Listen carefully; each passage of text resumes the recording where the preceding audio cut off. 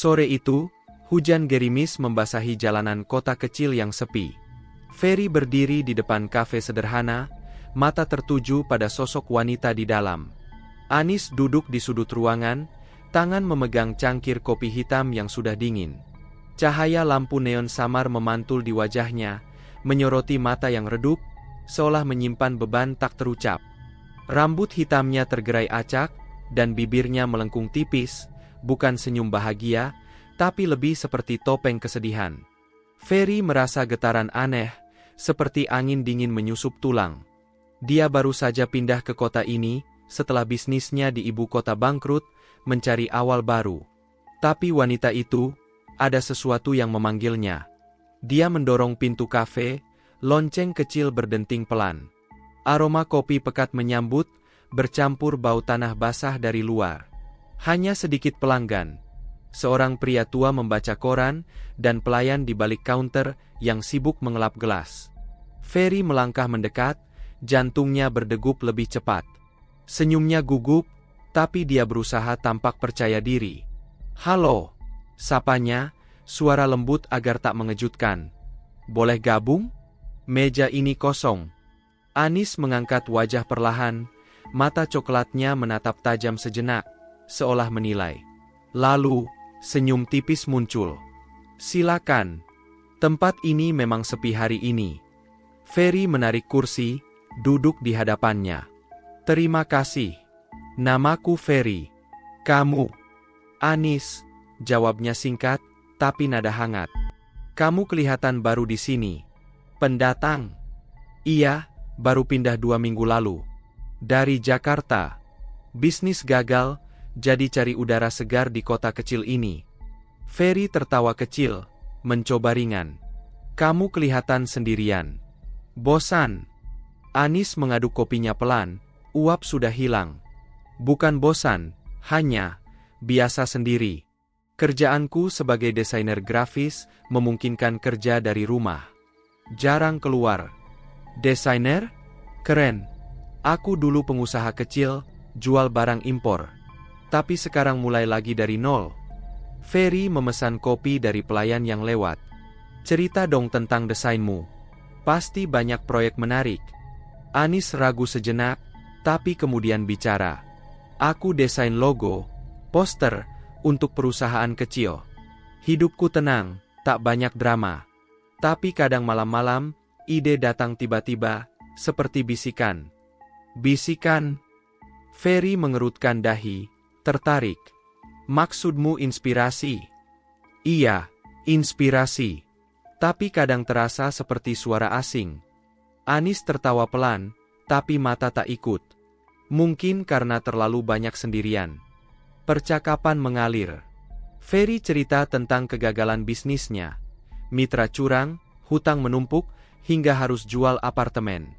Anis mendengar diam, sesekali mengangguk. Dia cerita tentang masa kecilnya di desa, pindah ke kota untuk kuliah, tapi tak pernah pulang lagi setelah orang tua meninggal kecelakaan. "Hidup seperti roda, kadang atas, kadang bawah," katanya. "Tapi aku belajar bertahan." Malam mulai gelap di luar, hujan semakin deras. Kafe mulai sepi, pelayan mulai membersihkan meja. Ferry merasa waktu berlalu cepat. Ada daya tarik aneh pada Anis, kelembutannya bercampur misteri. Matanya seperti sumur dalam, menyimpan rahasia gelap. "Sudah malam. Mau antar pulang?" tawar Ferry. "Tidak perlu, aku dekat sini," tolak Anis lembut. "Tapi, boleh tukar nomor? Siapa tahu butuh teman ngobrol." Ferry tersenyum lebar. "Tentu, ini nomorku." Mereka bertukar kontak, jari Anis dingin saat menyentuh ponselnya. Ferry berjalan pulang di bawah payung, hujan membasahi sepatunya. Pikirannya penuh Anis. Seperti takdir, gumamnya. Tapi di balik itu, ada firasat buruk, seperti bayang-bayang mengikuti. Beberapa minggu berlalu. Ferry sibuk cari kerja baru, tapi tiap malam dia ingat Anis. Akhirnya, dia menelepon. "Anis? Ini Ferry. Masih ingat aku dari kafe?" "Tentu ingat," jawab Anis, suara hangat. Lagi apa? Cuma ingin ajak dinner besok. Ada restoran Italia baru di pusat kota. Mau? Kenapa tidak? Aku memang bosan sendirian di rumah. Jam berapa? Jam 7. Aku jemput. Oke, alamatku kirim lewat pesan. Malam itu, Ferry tiba di apartemen Anis, bangunan tua di pinggir kota. Pintu dibuka, Anis tampak cantik dalam gaun hitam sederhana. Siap? Tanyanya. Siap. Kamu cantik sekali, puji Ferry. Mereka ke restoran, duduk di meja sudut. Cahaya lilin redup, musik piano lembut. Cerita lagi tentang desainmu, minta Ferry. Anis bicara tentang proyek terbaru, logo untuk toko buku mistis. Aku suka tema gelap, seperti hantu atau kutukan. Inspirasi dari mimpi burukku. Mimpi buruk? Ferry penasaran. Sering. Sejak kecil. Mimpi tentang orang mati yang bangkit, atau tubuh membusuk. Anis tertawa, tapi suara garing. Mungkin karena terlalu banyak baca horor. Ferry merinding, tapi tak tunjukkan. Aku tak suka horor. Lebih suka realitas. Realitas kadang lebih horor, balas Anis tajam. Seperti kehilangan orang tercinta tiba-tiba. Makan malam berlanjut, mereka bahas mimpi, harapan. Ferry cerita ingin bangun bisnis lagi.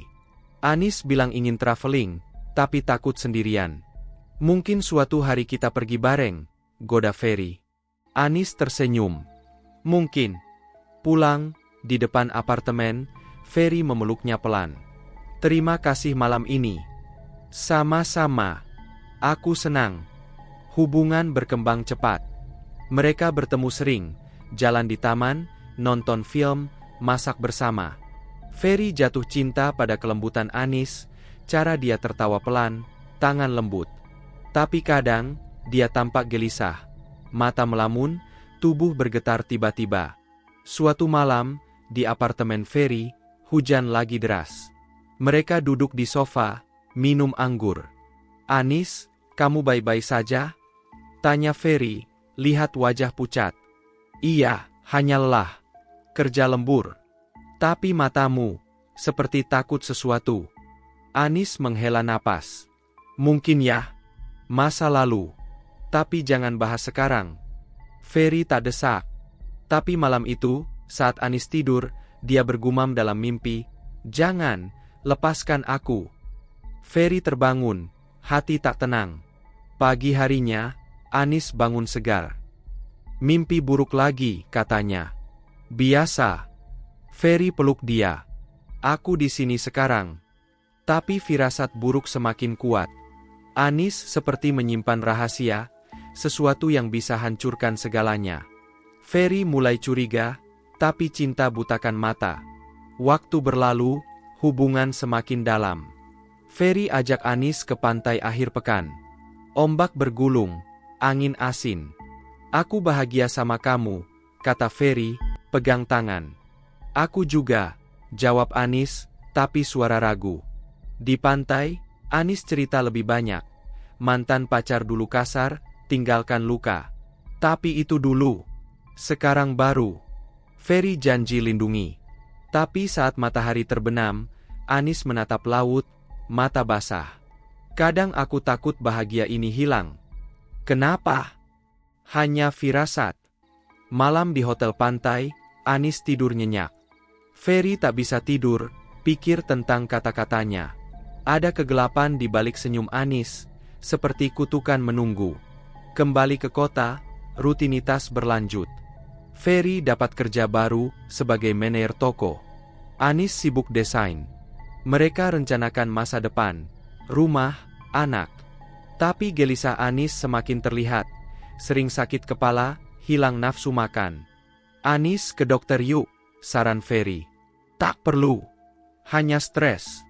Tapi Ferry lihat bekas luka kecil di lengan Anis, seperti goresan lama.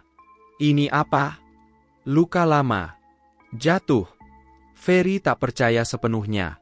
Dia mulai cari tahu diam-diam, tanya teman Anis lewat media sosial. Tapi tak dapat jawab. Suatu hari, Anis telepon, "Ferry, aku kangen." "Aku juga. Datang ke apartemenku malam ini." "Oke." Malam itu, mereka bercinta pertama kali. Lembut, penuh gairah. Tapi setelahnya, Anis menangis pelan. "Maaf, aku takut." "Takut apa?" "Hilang kamu." Ferry peluk erat. "Aku tak kemana-mana." Tapi di hati, Ferry tahu ada badai datang. Pertemuan mereka seperti awal tragedi, takdir gelap yang tak bisa dihindari. Malam itu hujan deras mengguyur kota, petir sesekali menyambar langit gelap. Ferry dan Anis berada di apartemen kecil Ferry, lantai 3 bangunan tua yang berderit setiap angin kencang. Lampu ruang tamu redup, hanya diterangi satu bohlam kuning dan kilat sesekali dari luar jendela. Mereka duduk berdampingan di sofa usang, gelas anggur merah setengah kosong di meja. Aroma tanah basah bercampur, bau kayu lembab menyusup ruangan. Anis memeluk lutut sendiri, tubuhnya meringkuk seperti melindungi diri. Matanya menatap kosong ke dinding, bibirnya kadang bergetar kecil. Ferry memperhatikan sudah lama, tapi baru kini berani bertanya. "Ada yang mengganggu pikiranmu malam ini?" Suara Ferry pelan, tangannya menyentuh bahu Anis hati-hati. Anis menggeleng cepat, tapi gerakannya kaku. "Tidak ada. Hanya lelah." Ferry tak langsung percaya. "Kamu diam sejak tadi. Wajahmu pucat." "Cerita saja, Anis. Aku di sini." Dia diam lama, napasnya terdengar berat. Akhirnya kepala menunduk lebih dalam. Kenangan lama. Kadang muncul tiba-tiba, seperti hantu. Ferry geser lebih dekat, lengan melingkar pinggangnya. "Kenangan apa?" "Mantan." Anis menarik napas panjang, seperti menahan sesuatu yang ingin keluar paksa. "Yah, namanya Rico. Kami pacaran 3 tahun. Putus 2 tahun lalu." Ferry merasakan dingin menyusup dada, tapi tetap tenang. "Kenapa putus?" Anis menatapnya sekilas, mata basah. Dia kasar. Awalnya manis, perhatian, tapi lama-lama berubah. Suka marah tanpa sebab, cemburu berlebihan, bahkan pernah. Suaranya terputus, tangan kanan tanpa sadar menyentuh lengan kiri, tempat bekas luka samar yang pernah Ferry lihat. "Pernah apa?" desak Ferry lembut. Anis menggigit bibir. "Pernah memukul.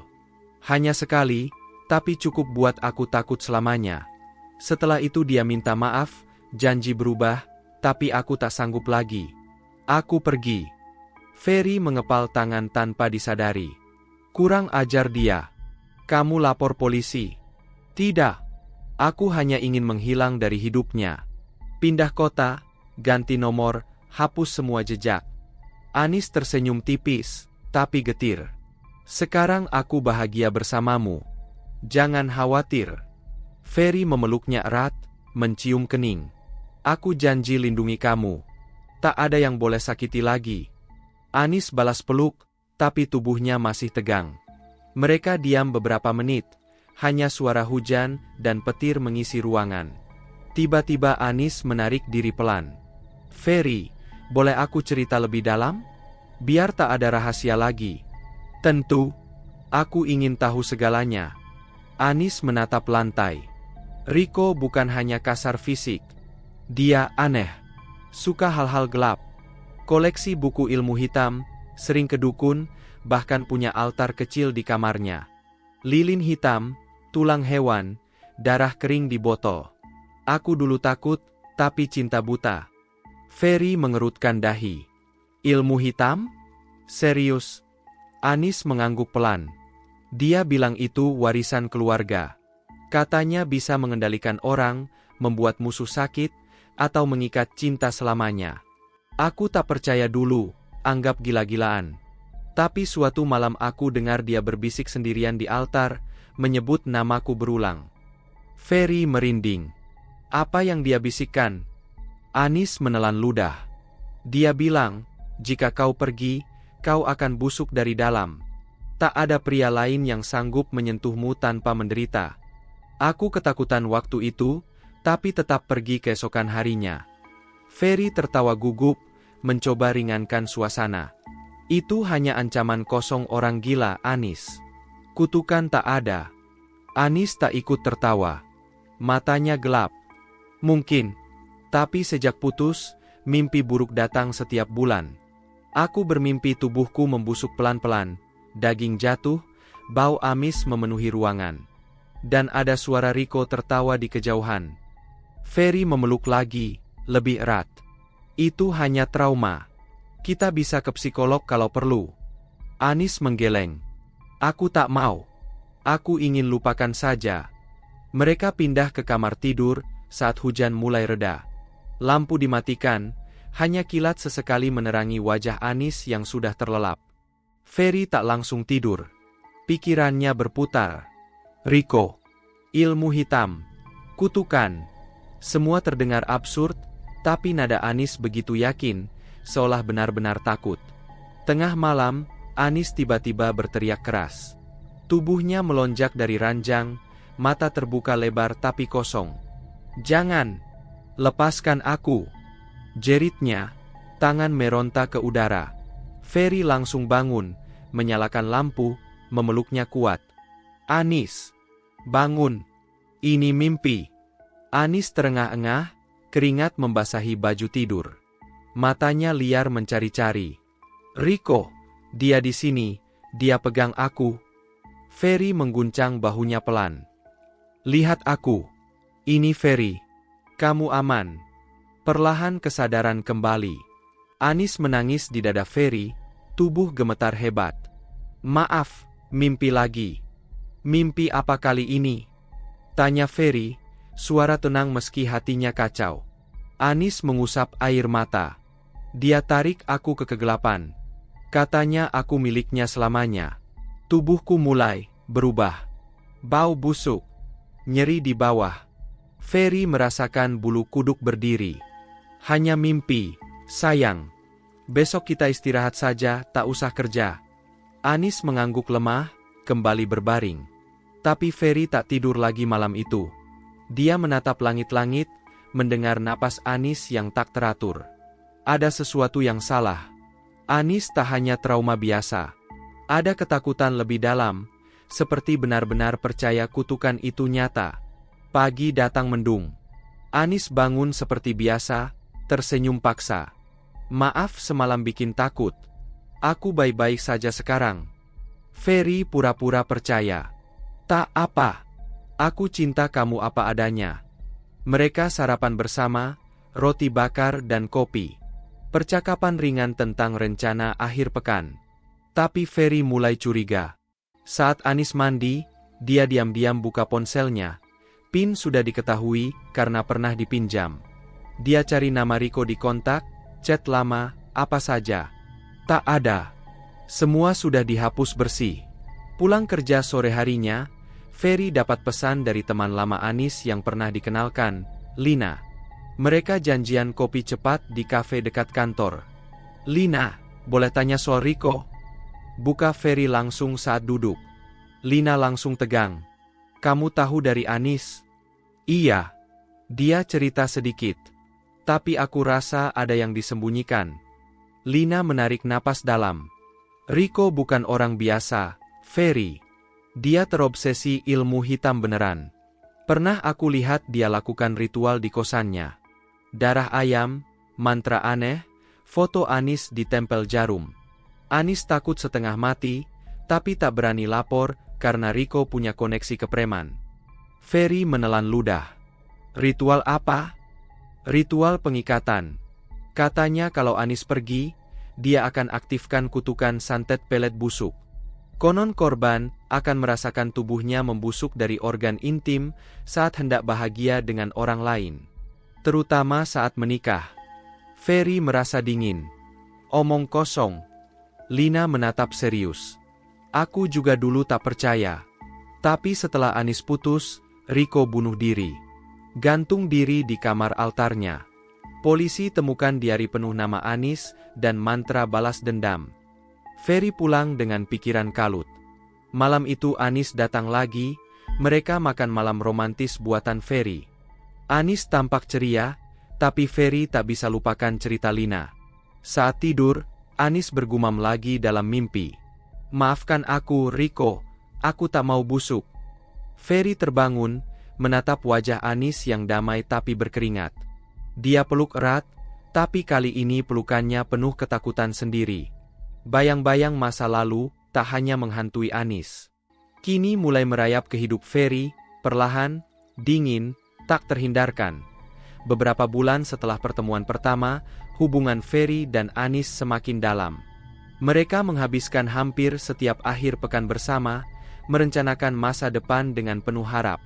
Suatu sore di taman kota yang hijau, pohon-pohon akasia bergoyang ditiup angin sepo. Ferry berlutut di depan Anis. Kotak beludru kecil terbuka, cincin berlian sederhana berkilau di bawah sinar matahari senja. Anis, maukah kau menikah denganku? Tanya Ferry, suara gemetar karena haru.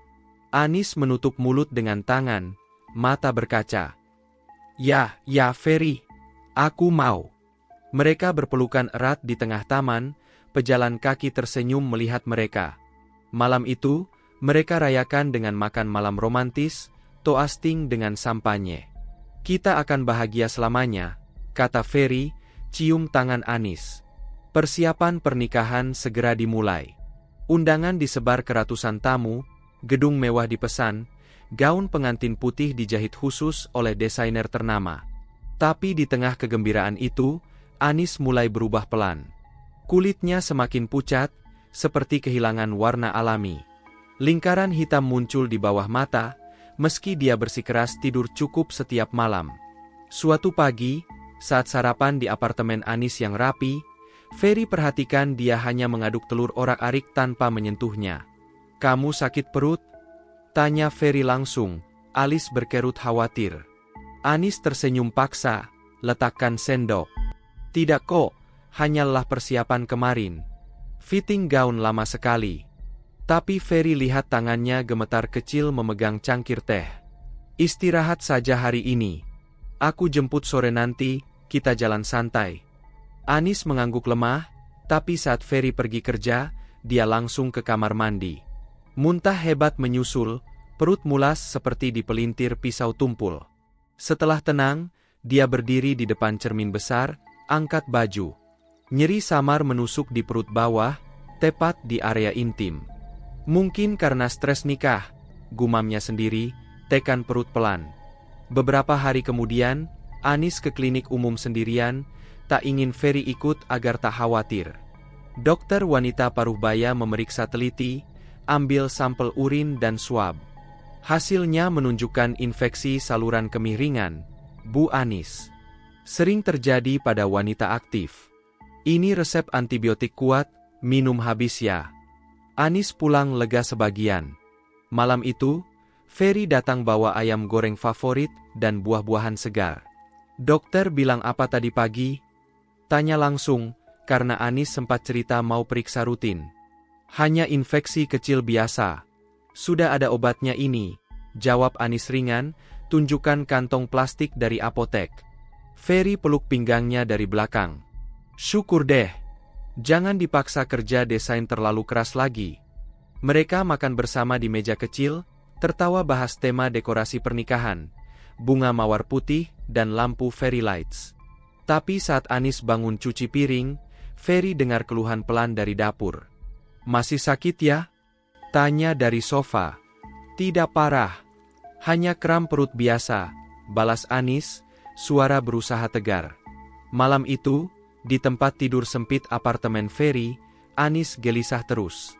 Bau amis samar tercium dari tubuhnya sendiri, terutama saat buang air kecil. Dia bangun diam-diam 2 kali, ke kamar mandi. Angkat rok tidur panjang, periksa dengan cahaya senter ponsel. Kulit di sekitar kemaluan sedikit meradang merah, tapi tak ada borok jelas. Ini pasti hanya hayalan karena kecapean, bisiknya pada bayangan di cermin, lalu cuci muka air dingin deras. Keesokan harinya, gejala bertambah pelan tapi pasti. Nyeri semakin menusuk tajam, seperti ada jarum panas mengaduk dari dalam organ. Anis minum obat antibiotik sesuai jadwal, tapi efeknya minim. Dia sembunyikan semuanya dari Ferry, tak ingin rusak mood bahagia menjelang hari besar. Ferry mulai curiga dalam-dalam. Saat makan malam di restoran kecil, Anis sering pegang perut bawah tanpa sadar, wajah sesekali meringis. "Kamu yakin tak ada yang disembunyikan?" tanya Ferry serius, pegang tangannya di atas meja. "Iya, sayang. Hanya PMS yang datang lebih awal," bohong Anis lagi, mata hindari tatapan. Tapi malam berikutnya, saat mereka coba intim untuk pertama kali setelah lama, Anis tiba-tiba menarik diri keras. "Maaf, sakit sekali," katanya, tubuh meringkuk, air mata mengalir. Ferry langsung berhenti total, nyalakan lampu kamar. "Sakit di mana tepatnya? Kita ke dokter spesialis besok pagi, tak bisa ditunda." Anis menggeleng lemah. "Sudah minum obat kok. Besok pasti reda sendiri." Ferry tak paksa malam itu, tapi hatinya gelisah berat. Dia bangun tengah malam, cari info di ponsel. Gejala infeksi vagina wanita, komplikasi jarang, pengobatan alami. Semua artikel bilang biasa sembuh dengan istirahat dan obat tepat. Hari-hari berikutnya, pernikahan tinggal 2 bulan lagi. Anis semakin lemah nyata. Berat badan turun 5 kilo, gaun pengantin harus diubah ukuran 2 kali oleh penjahit. Bau amis semakin menyengat, meski dia mandi 3 kali sehari, ganti parfum mahal, pakai sabun antiseptik. Saat fitting dengan Ibu Ferry yang datang dari luar kota, Anis sering izin ke toilet lama, pura-pura senyum lebar di depan cermin besar. Suatu malam gerimis deras, mereka nonton film di apartemen Ferry. Anis duduk meringkuk di sofa, kaki diselonjorkan ke pangkuan Ferry. "Ferry, aku takut sekali," katanya tiba-tiba, suara hampir hilang. Ferry pause film, tatap wajah pucat. "Takut apa, sayang? Cerita."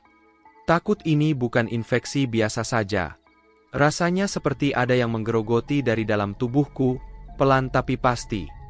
Ferry pegang tangannya erat. "Kita ke dokter spesialis kandungan terbaik besok pagi. Aku sudah cari rekomendasi, aku temani full." Anis setuju akhirnya, tak sanggup tahan lagi. Keesokan paginya, mereka ke rumah sakit swasta elit di pusat kota. Dokter spesialis pria tua berpengalaman periksa teliti, USG transvaginal, ambil swab lagi, bahkan kultur bakteri. Hasil lab lengkap keluar 2 hari. Tapi dari pemeriksaan langsung, tak ada tanda infeksi berat atau tumor. Mungkin hanya vaginosis bakterial ringan biasa. Anis dan Ferry pulang dengan resep baru, antibiotik lebih kuat dan krim topikal. "Lihat kan, dokter bilang tak ada yang serius," kata Ferry ceria di mobil, "coba hibur." Anis tersenyum tipis paksa. "Semoga benar." Tapi 2 hari kemudian, hasil lab kembali normal total. Tak ada bakteri patogen, tak ada jamur, tak ada virus. Dokter telepon pribadi, "Secara medis, Bu Anis sehat." Mungkin ini faktor psikologis kuat, stres persiapan pernikahan sering picu gejala somatik seperti nyeri dan bau imajiner. Ferry lega besar, tapi Anis semakin gelisah dalam. Malam itu, nyeri hebat menyerang tiba-tiba. Dia bangun jam 2 dini hari, ke kamar mandi sambil pegang dinding. Darah tipis mengalir saat kencing, bercampur lendir kental berwarna kecoklatan. Bau busuk lebih kuat, seperti daging ikan membusuk di panas terik. "Anis, kamu kenapa?" panggil Ferry mengantuk dari ranjang. "Aku baik-baik saja, tidur lagi," jawab suara gemetar, pintu terkunci. Tapi saat kembali ke ranjang, wajahnya pucat pasi seperti mayat. "Ferry, tadi aku berdarah lagi." Ferry loncat bangun, nyalakan semua lampu. Celana dalam Anis bernoda merah gelap bercampur nanah kuning. "Ya Tuhan, kita ke UGD sekarang juga." Anis menangis pelan. "Tidak perlu malam-malam. Mungkin hanya haid yang kacau karena obat." Ferry paksa tetap bawa ke rumah sakit terdekat. Dokter jaga periksa cepat, bilang perdarahan ringan tak bahaya janin atau organ. Beri suntik penghenti darah dan obat penghilang nyeri. Pulang subuh, Ferry tak tidur sama sekali, duduk jaga di samping Anis yang lelap karena obat. Pagi cerah, Anis cerita mimpi buruk semalam. Aku mimpi Riko datang lagi, tangannya dingin sentuh aku tepat di situ. Katanya kutukan sudah mulai aktif, karena aku mau bahagia menikah denganmu. Ferry marah keras. Jangan percaya mimpi bodoh. Itu masa lalu mati, tak usah diingat lagi. Tapi diam-diam sore itu, Ferry hubungi Lina lewat pesan. Gejala Anis makin parah. Bau busuk, nyeri hebat, darah tiba-tiba. Dokter bilang semua normal. Lina balas lama kemudian. Ferry, itu persis cerita kutukan santet yang Riko ancamkan dulu. Konon dimulai dari bau amis ikan, lalu nyeri dalam, perdarahan, akhirnya daging busuk beneran tepat saat akad nikah. Ferry hapus pesan kasar. Omong kosong tahayul. Tapi hatinya mulai goyah nyata. Dia cari paranormal terkenal di kota tetangga, tapi tak berani telepon. Malah beli air suci online, siram diam-diam ke minum Anis, pura-pura tak sengaja tumpah. Anis semakin menarik diri total. Saat fitting gaun terakhir dengan calon mertua, penjahit komentar pelan. Wah, Mbak Anis kurus drastis ya. Dan, bau apa ini agak aneh. Anis pura-pura tak dengar, tapi pulang langsung menangis histeris di mobil parkiran. Ferry, batalkan saja pernikahan besar ini. Aku tak layak jadi istrimu. Ferry memeluk erat di kursi pengemudi. Jangan pernah bilang gitu. Kita nikah tepat waktu, apapun terjadi. Ini hanya penyakit sementara, pasti sembuh sebelum hari haji. Tapi malam terakhir sebelum gejala memburuk total, saat mandi sendirian, Anis jerit kecil ngeri. Ferry buru-buru masuk tanpa ketuk. Kulit di sekitar kemaluannya mulai mengelupas lapis tipis, seperti tersiram air panas. Beberapa titik kecil nanah kuning muncul di lipatan, bau busuk memenuhi ruangan kecil hingga mencekik tenggorokan. Apa-apaan ini? Seru Ferry, suara bergetar ngeri pertama kali. Anis menangis histeris, jatuh duduk di lantai basah. Ini, kutukan Riko. Dia balas dendam dari kubur. Ferry peluk tubuh telanjang itu erat, tapi tangannya sendiri gemetar hebat. Bau amis busuk menyusup hidung, tak hilang meski semprot parfum. Gejala aneh itu baru awal mula. Kegelapan sejati semakin mendekat cepat, menunggu saat akad tiba dengan sabar. Pagi setelah kejadian mengerikan di kamar mandi, sinar matahari menyusup tipis melalui tirai apartemen Ferry, tapi suasana tetap gelap pekat. Anis meringkuk di ranjang, selimut menutupi tubuh gemetar, wajahnya tersembunyi di bantal basah air mata. Ferry duduk di tepi kasur, tangan memegang erat tangan Anis yang dingin seperti es. Bau busuk samar masih menempel di udara, meski jendela terbuka lebar dan semprotan ruangan digunakan berulang. Dokter pagi tadi datang darurat, periksa luka mengelupas itu dengan sarung tangan tebal, wajahnya penuh kerutan bingung. Ini bukan infeksi biasa, kata dokter tua itu pelan, sambil membersihkan nanah dengan kapas steril. Kulitnya seperti nekrosis awal, tapi tak ada bakteri terdeteksi. Bisa karena alergi obat atau kondisi autoimun langka. Aku resepkan salep antibiotik topikal dan analitik darah lengkap. Pantau ketat, kalau memburuk, langsung ke RS besar. Anis hanya mengangguk lemah, mata kosong menatap dinding. Ferry menandatangani resep, bayar tunai, lalu antar dokter keluar. Saat kembali, dia lihat Anis sudah tertidur paksa karena pil penenang. Ferry tak bisa diam. Pikirannya berputar liar. Mimpi buruk Anis, cerita Lina tentang Riko, gejala aneh yang dokter tak pahami. Ini tak masuk akal, gumamnya sendiri, pacing ruangan seperti singa kurungan. Siang itu, saat Anis masih lelap, Ferry ambil kunci mobil. Dia butuh jawaban, tak bisa tunggu lagi. Lina, teman Anis yang dulu cerita soal Riko, tinggal tak jauh di pinggir kota. Ferry telepon dulu, suara tegang. Lina, aku Ferry. Harus ketemu sekarang. Soal Anis dan Riko. Penting sekali. Lina ragu sebentar di ujung telepon. Oke, datang ke kafe dekat kantor lamaku. Jam 1. Tapi Ferry, ini tak enak. Kafe itu kecil, tersembunyi di gang sempit, aroma kopi pekat bercampur bau gorengan dari warung sebelah. Lina sudah duduk di meja pojok, rambut diikat asal, wajah pucat seperti habis begadang. Ferry pesan espresso hitam, duduk langsung tanpa basa-basi. Lina, Anis semakin parah. Kulit di area intimnya mengelupas, nanah keluar, bau busuk mencekik. Dokter bilang nekrosis tapi tak ada sebab medis. Ini pasti ada hubungannya dengan Rico, kan? Ferry bicara cepat, suara rendah agar tak didengar pelanggan lain. Lina menelan ludah, tatap cangkir tehnya. Aku sudah bilang dulu, Ferry. Rico bukan manusia biasa. Dia terobsesi kegelapan sejak kecil. Ayahnya dukun kampung, ajari dia mantra-mantra hitam.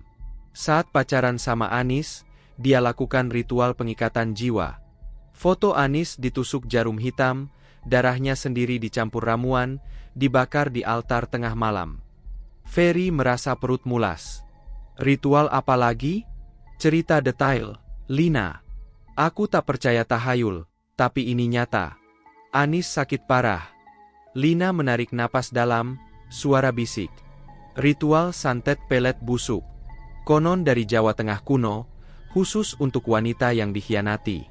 Rico bilang ke Anis, kalau dia tinggalkan, kutukan akan aktif saat korban mau bahagia dengan pria baru, terutama saat akad nikah. Dimulai dari gejala ringan, nyeri perut bawah, bau amis seperti ikan mati. Lalu perdarahan, kulit mengelupas, nanah hitam. Akhirnya, organ intim membusuk hidup-hidup, daging jatuh, tulang terlihat, di depan semua orang. Korban mati kesakitan, rohnya terikat selamanya pada pelaku. Ferry tertawa gugup, tapi suara pecah. Omong kosong. Ini abad 21, Lina. Penyakit medis, pasti ada obatnya. Lina tatap mata Ferry tajam. Aku juga dulu bilang gitu. Tapi setelah Anis putus, Rico gila. Dia kirim pesan ke semua teman Anis. Dia akan busuk dari rahimnya saat gaun putih dipakai. Lalu dia bunuh diri. Gantung di pohon beringin dekat altar, lidah keluar biru, mata melotot ke foto Anis. Polisi bilang depresi, tapi tetangganya lihat cahaya hitam keluar dari tubuhnya malam itu. Ferry pegang kepala, dunia berputar. Kenapa Anis tak cerita full? Dia bilang Rico cuma kasar, bukan penyihir gila. Anis takut. Dia pernah coba cerita ke psikiater, tapi dokter bilang halusinasi trauma. Anis hapus semua bukti. Foto, chat, bahkan nama Rico dari ingatannya. Tapi kutukan, katanya tak bisa dihapus begitu saja. Perlu ritual pemecah dari dukun yang lebih kuat. Ferry bayar kopi buru-buru, bangun. Terima kasih, Lina. Aku harus selidiki sendiri. Pulang, langit sudah mendung gelap. Anis bangun saat Ferry masuk, wajahnya masih pucat tapi mata lebih tajam. Kamu kemana? Aku khawatir. Belanja obat tambahan, bohong Ferry, letakkan tas plastik kosong. Dia duduk di samping, pegang tangan Anis. Anis, kita harus bicara serius. Soal Rico. Anis langsung tegang, tarik tangan pelan. Sudah kubilang, itu masa lalu. Jangan dibahas lagi. Tapi gejalamu, ini persis yang dia ancamkan. Lina cerita detail ritualnya. Santet busuk. Aku tak percaya dulu, tapi sekarang, kulitmu mengelupas, bau itu. Kita harus hadapi fakta. Anis bangun duduk, mata melebar ketakutan. Kamu tanya Lina? Kenapa? Aku bilang jangan campur urusan itu. Ferry, Rico mati 2 tahun lalu. Gantung diri karena gila obsesi. Tapi sebelum mati, dia lakukan ritual terakhir. Aku lihat sendiri altarnya waktu polisi selidiki. Rambutku dicabut, dicampur darahnya, dibakar sambil dia chant namaku berulang. Katanya, busuklah engkau saat bahagia, agar tak ada pria lain rasakan surga itu. Aku tak percaya saat itu, anggap gertak sambal. Tapi sekarang, nyeri ini, bau ini, seperti dia pegang dari dalam. Ferry peluk Anis yang mulai menangis. Kenapa tak bilang dari awal? Kita bisa cari bantuan. Dukun. Paranormal, apa saja? Anis dorong pelan, tatap Ferry penuh penyesalan. Aku malu. Takut kamu anggap aku gila, atau kutukan itu menular ke kamu.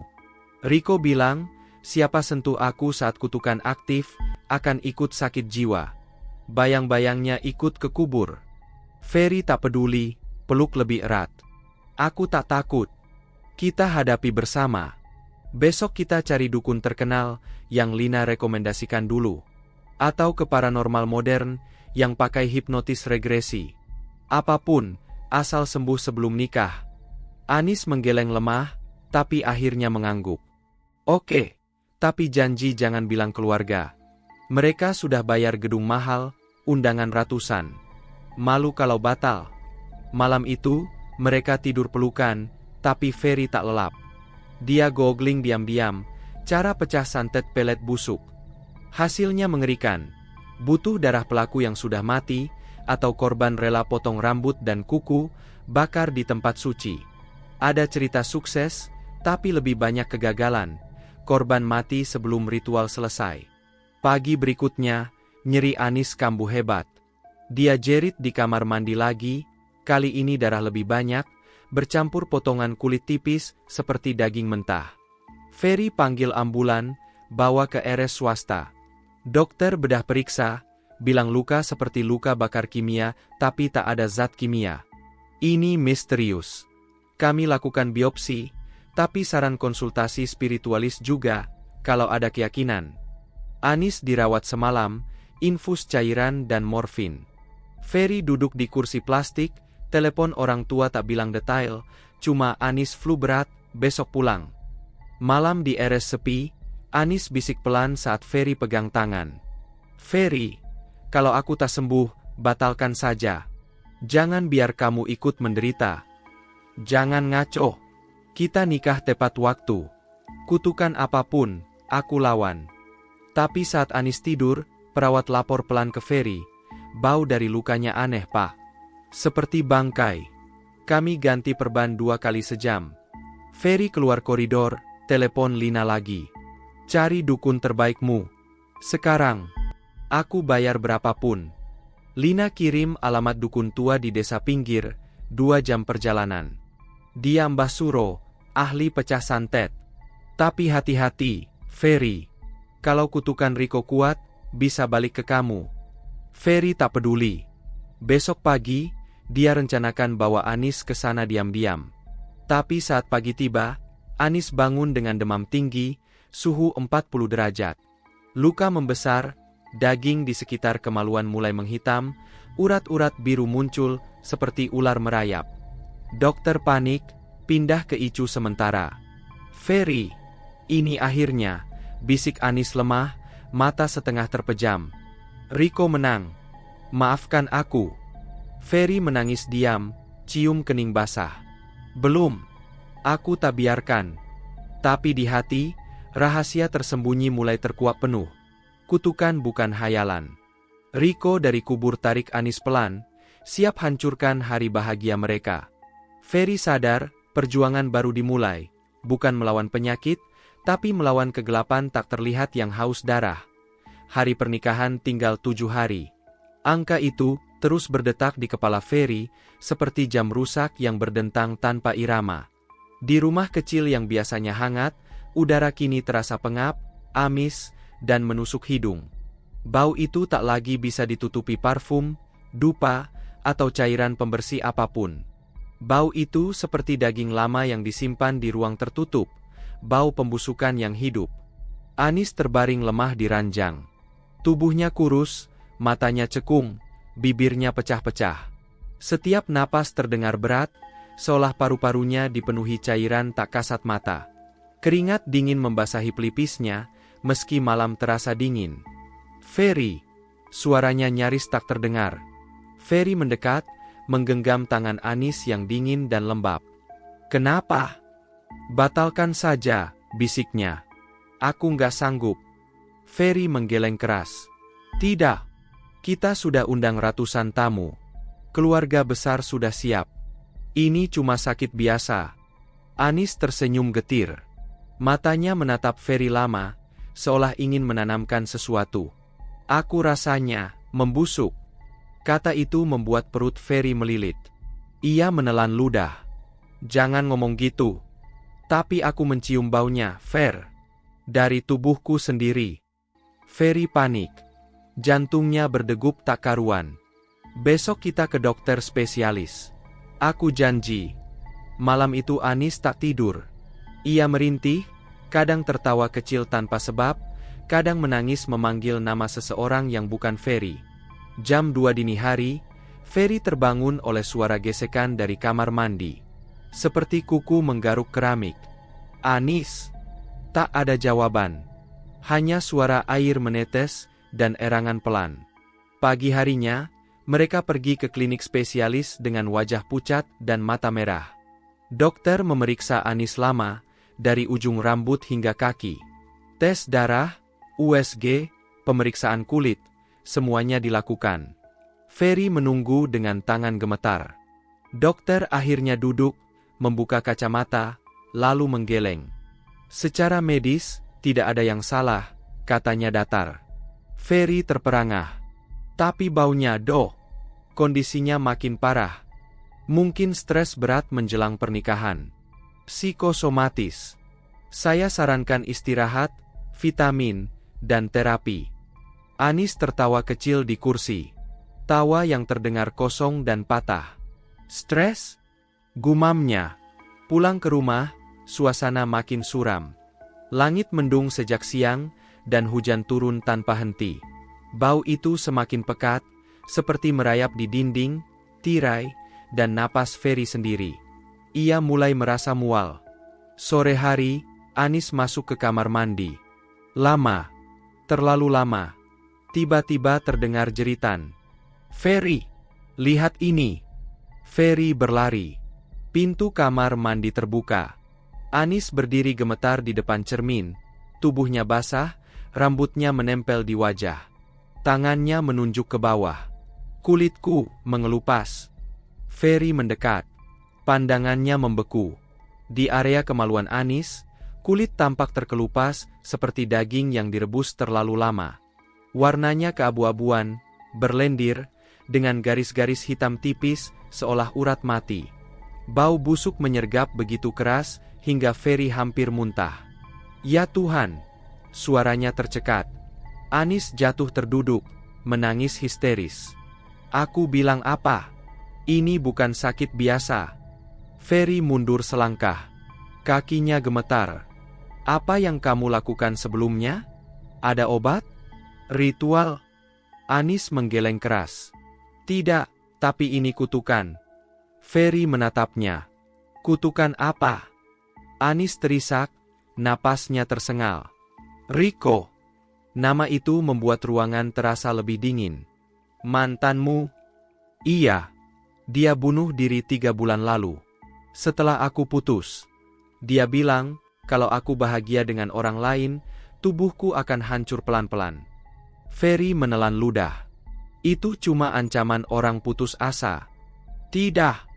Anis berteriak. Dia sering kirim pesan aneh sebelum mati. Tentang bau, tentang busuk, tentang tubuh yang ditolak hidup. Lampu kamar mandi tiba-tiba berkedip. Air di lantai bergerak perlahan menuju kaki Anis, meski lantai miring ke arah sebaliknya. Ferry merinding. Malam turun dengan cepat. Hujan berubah deras, disertai angin yang mengguncang jendela. Anis terbaring kembali di ranjang, tubuhnya ditutupi selimut tebal.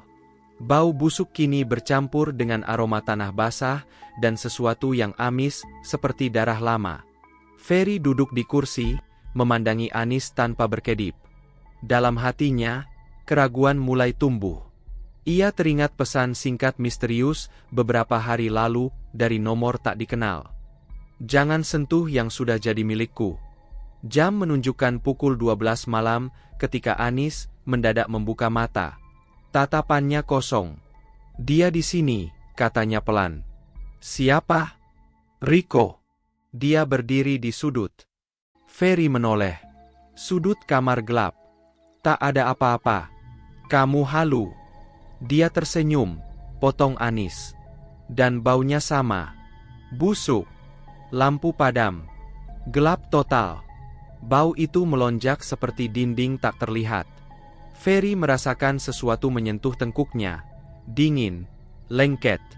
Dari kegelapan, terdengar bisikan parau, bukan suara Anis.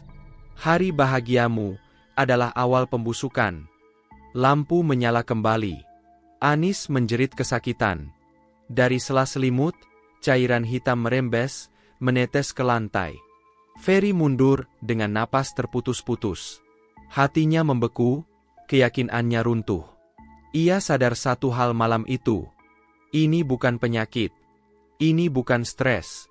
Dan pernikahan itu, mungkin adalah undangan kematian. Hari itu datang seperti vonis yang tak bisa ditunda. Gedung pernikahan berdiri megah, dipenuhi rangkaian bunga putih, lampu kristal, dan karpet merah yang memantulkan cahaya pagi. Musik lembut mengalun, tamu-tamu berdatangan dengan senyum dan ucapan selamat. Dari luar, semuanya tampak sempurna. Tak seorang pun tahu bahwa di balik tirai panggung, kematian sedang menunggu giliran bicara. Anis duduk di kursi rias pengantin. Gaun putih menjuntai anggun, payetnya berkilau, kerudungnya tertata rapi. Wajahnya dipoles make-up tebal, menutupi pucat yang tak bisa disembunyikan sepenuhnya. Bibirnya diberi warna merah muda, tapi warnanya tetap tampak mati. Matanya kosong, seperti sumur yang telah lama kering. Tangannya gemetar. Ferry berdiri di belakang panggung, menatap Anis dari cermin. Dadanya sesak. Bau itu, meski telah disamarkan oleh bunga dan parfum ruangan, tetap menyelinap. Tipis, tapi nyata. Seperti sesuatu yang berusaha keluar dari tubuh Anis. "Kamu siap?" tanya Ferry pelan, berusaha tersenyum. Anis mengangguk lemah. "Ayo selesaikan." Nada suaranya bukan seperti calon pengantin. Lebih mirip terpidana yang meminta Algojo segera mengayunkan pedang. Ferry ingin berkata sesuatu, ingin membatalkan semuanya, ingin berlari. Tapi kaki dan mulutnya membeku. Ia takut pada aib, pada penjelasan, pada sesuatu yang lebih gelap dari sekadar pembatalan. Pintu panggung dibuka. Mereka melangkah keluar diiringi tatapan ratusan pasang mata. Tepuk tangan bergema. Kamera-kamera ponsel terangkat. Senyum palsu Ferry terpasang, sementara Anis berjalan kaku. Setiap langkahnya seperti menginjak pecahan kaca. Keringat dingin mengalir di pelipisnya, tersembunyi di balik riasan. Penghulu duduk di depan, membuka buku nikah. Suaranya tenang, resmi, penuh wibawa. "Kita mulai akad nikah." Kata-kata doa melayang di udara, bercampur musik lembut dan bisik tamu. Ferry menggenggam tangan Anis. Dingin, terlalu dingin, seperti memegang benda mati. "Ferry," ucap penghulu setelah rangkaian pembukaan. "Apakah saudara menerima Anis binti sebagai istri saudara dengan mas kawin tersebut dibayar tunai?" Waktu terasa melambat. Ferry menarik napas. "Aku terima," jawabnya tegas, nyaris berteriak. Suaranya menggema, disambut gumam lega dari para tamu. Namun tepat setelah kata itu terucap, tubuh Anis bergetar hebat. Awalnya halus, seperti menggigil. Lalu semakin keras. Tangannya mencengkeram gaun. Wajahnya menegang, mata terbelalak. Bau busuk itu tiba-tiba menyeruak, menembus parfum dan bunga, menghantam hidung siapapun yang berada di dekat panggung. Beberapa tamu saling menoleh. "Cium bau apa?" "Kayak, amis." "Bau apa itu?" Penghulu menatap Anis dengan kening berkerut. "Anis, silakan jawab kabulnya, nak." Anis membuka mulut. Bibirnya bergetar. Tak ada suara keluar. Napasnya tersengal. Aku." Tiba-tiba ia menjerit. "Sakit! Tolong!" Jeritan itu memecah suasana sakral seperti kaca dihantam batu. Musik berhenti mendadak. Tamu berdiri panik. Ferry refleks memegang bahu Anis. "Anis, tahan. Kita sudah..." Belum sempat kalimatnya selesai, Anis berteriak lagi, lebih keras, lebih putus asa. Tubuhnya melengkung ke depan. Dari balik gaun putihnya, noda merah gelap mulai merembes. Awalnya kecil, lalu cepat melebar, membasahi kain. "Darah!" teriak seseorang. Anis jatuh berlutut.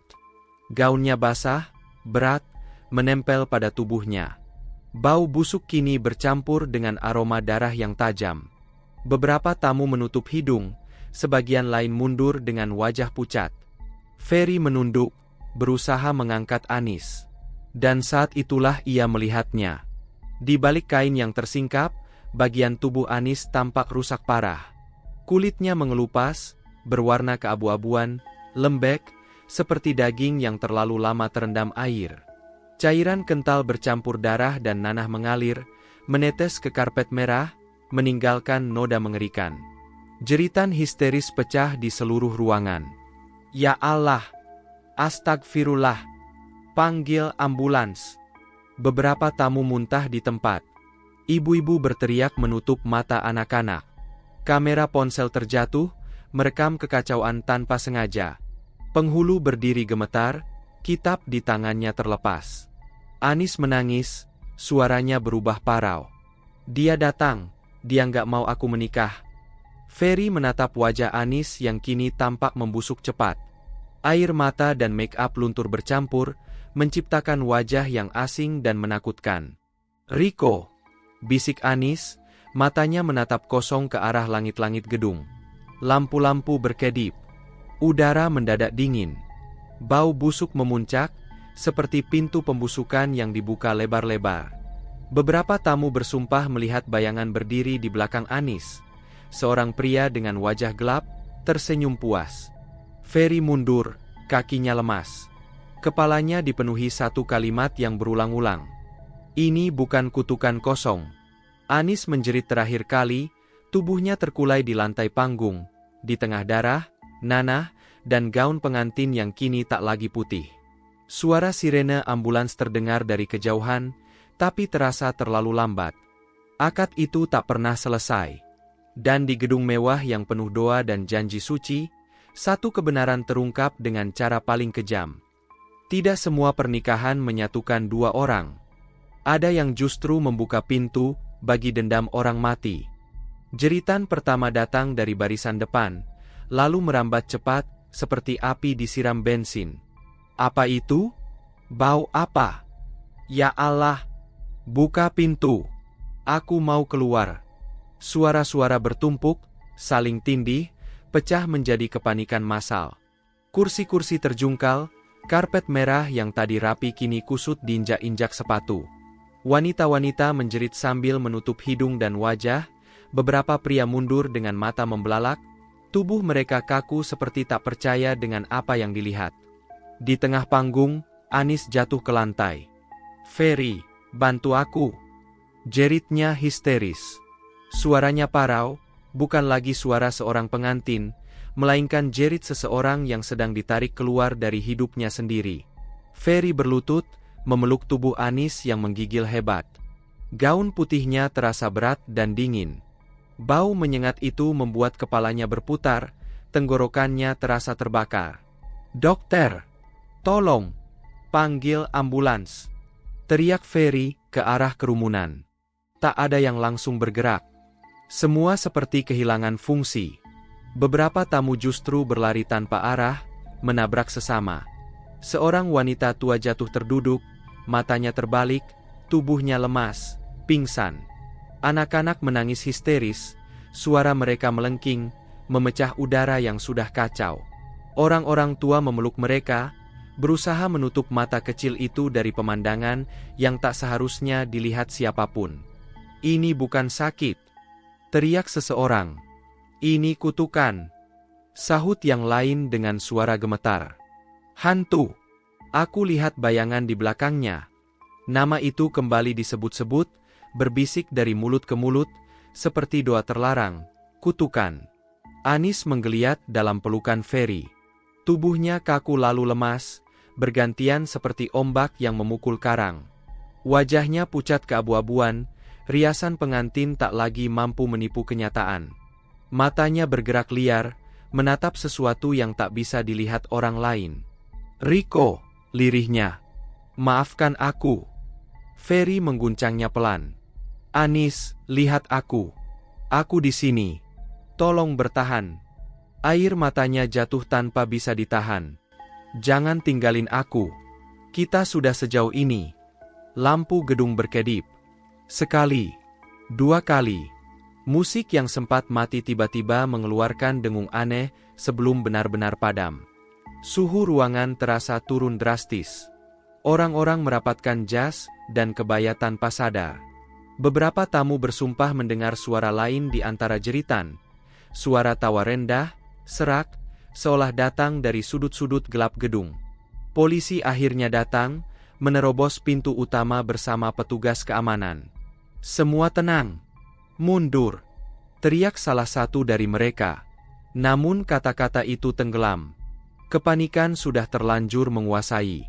Para medis mencoba mendekat, tapi ragu. Bau itu menusuk, membuat mereka saling pandang dengan wajah tegang. Salah satu dari mereka menutup mulut, menarik napas pendek. Anis menjerit lagi, kali ini lebih pelan, seperti jeritan yang kehabisan tenaga. Tubuhnya bergetar lalu melemah. Ferry merasakan pelukan itu berubah, dari genggaman yang putus asa menjadi beban yang nyaris tak merespons. Anis. Tak ada jawaban.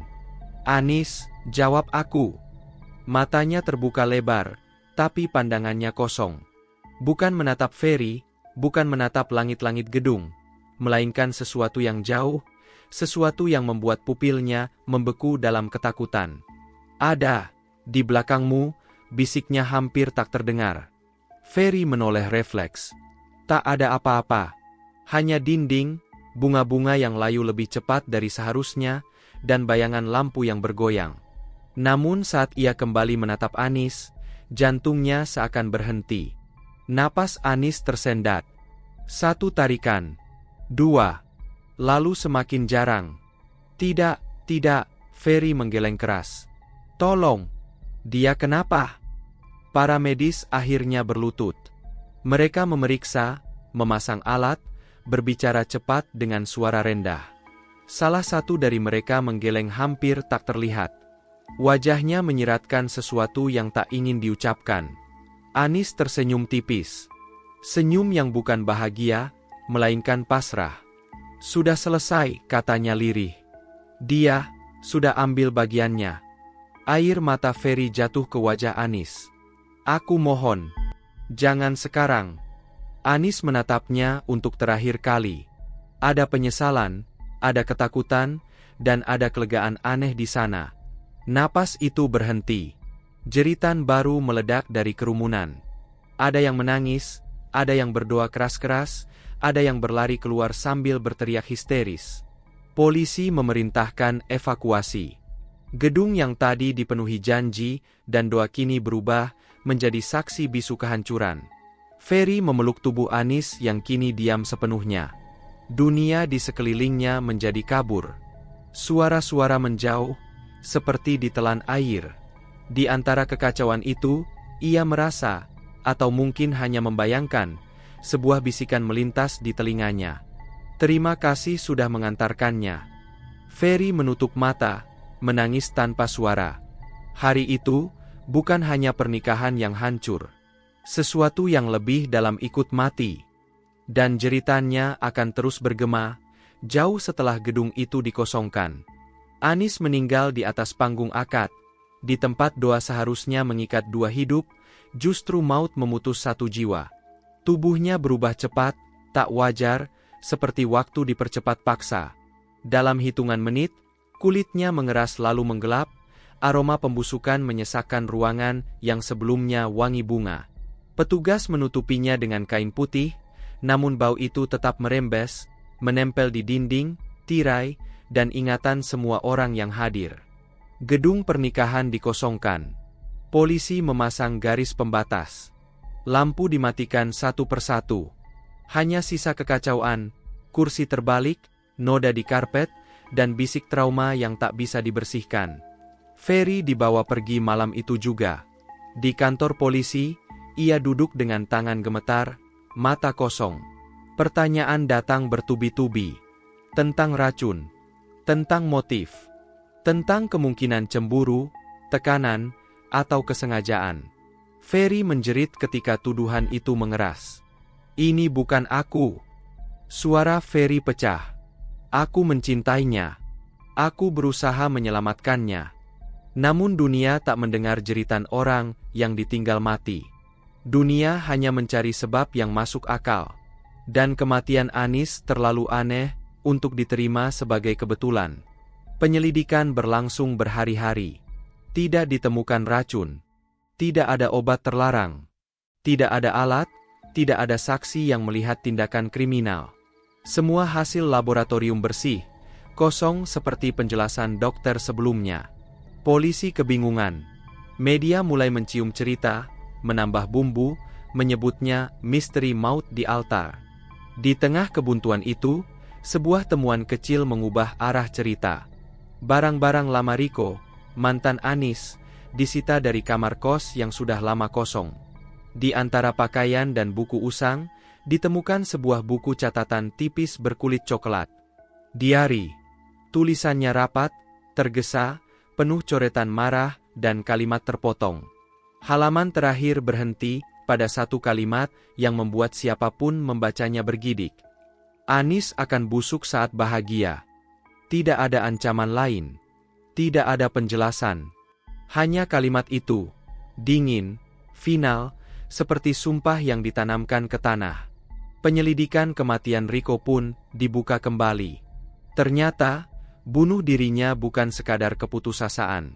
Ada ritual-ritual ganjil yang dicatatnya. Simbol-simbol tak dikenal. Doa-doa yang bukan doa. Kesimpulan yang pelan-pelan terbentuk menakutkan. Riko mati oleh kutukan yang ia bangun sendiri. Dan kutukan itu tidak berhenti bersamanya. Ferry dibebaskan. Tanpa bukti, tanpa dakwaan. Tapi kebebasan itu kosong. Ia keluar dari kantor polisi bukan sebagai orang selamat, melainkan sebagai orang yang sudah kehilangan dunia. Hari-hari Ferry berubah sunyi. Rumah yang dulu ramai kini terasa terlalu luas. Malam menjadi musuh. Setiap ia memejamkan mata, mimpi datang tanpa undangan. Anis berjerit, memanggil namanya, terjebak di panggung yang tak pernah gelap. Bau itu kembali dalam tidur, bau yang tak bisa diusir, tak bisa dijelaskan. Ia mulai berbicara sendiri. Mendengar langkah di lorong padahal kosong. Menoleh karena merasa dipanggil. Tetangga menjauh. Keluarga tak sanggup mendekat terlalu lama. Ferry menolak bantuan. Ia percaya satu hal, semua ini belum selesai. Para tamu pernikahan menyimpan luka mereka masing-masing. Ada yang trauma dengan bau tertentu. Ada yang tak sanggup menghadiri pernikahan lagi. Ada yang terbangun tengah malam oleh mimpi yang sama. Gaun putih, jeritan, dan lampu berkedip. Cerita itu menyebar, berubah dari bisik ke legenda. Pernikahan busuk. Akad terkutuk. Nama Anis dan Ferry disebut dengan suara pelan, seperti menyebut pantangan. Setahun berlalu. Pada suatu pagi yang kelabu, Ferry ditemukan tak bernyawa di rumahnya. Tidak ada tanda perlawanan. Tidak ada kekacauan. Hanya keheningan yang rapi, terlalu rapi. Di meja kecil dekat ranjang, selembar kertas diletakkan lurus, seolah dipersiapkan lama. Tulisan tangan Ferry singkat, padat, dan dingin. Kutukan tak pernah berakhir. Tidak ada penjelasan. Tidak ada permintaan maaf. Hanya kalimat itu, penutup yang menolak menjadi akhir. Kasus ditutup. Arsip disimpan. Gedung pernikahan direnovasi, karpet diganti, dinding dicat ulang. Namun bagi mereka yang tahu, tak ada yang benar-benar bersih. Kadang, di malam tertentu, satpam gedung mencium bau aneh yang datang tiba-tiba. Kadang, kamera keamanan menangkap gangguan singkat, bayangan yang lewat terlalu cepat. Legenda itu hidup. Bukan sebagai cerita untuk ditakuti semata, melainkan sebagai peringatan. Bahwa dendam yang ditanam dengan putus asa bisa tumbuh melampaui kematian. Bahwa kebahagiaan yang dirampas bisa menuntut bayaran paling kejam. Dan bahwa ada janji yang, sekali diucapkan, tak pernah bisa ditarik kembali. Akhirnya, semua sepakat pada satu kesimpulan pahit. Pernikahan itu tidak gagal. Ia berhasil membuka pintu yang seharusnya tak pernah dibuka.